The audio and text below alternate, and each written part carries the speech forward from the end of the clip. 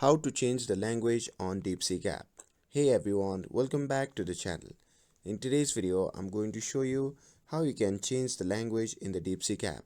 It's super easy, so without further ado, let's get started. So first thing first, open the DeepSeek app on your phone.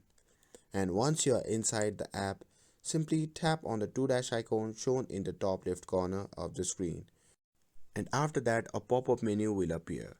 From there, you simply have to tap on your profile email at the bottom of that menu, and you'll be prompted to the profile section. In this section, you can see the option labeled App Language. Simply tap on that.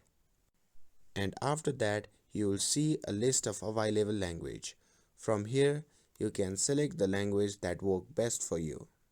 And once you have selected your preferred language, you can simply tap on Done and the app will automatically switch to that language and you will see everything in your new language. Yeah, and that's it. That's how you can change the language in the DeepSeek app. And with this, if you found this video helpful, then don't forget to like, share and subscribe to get updated for more videos. Thanks for watching and I'll see you in the next video.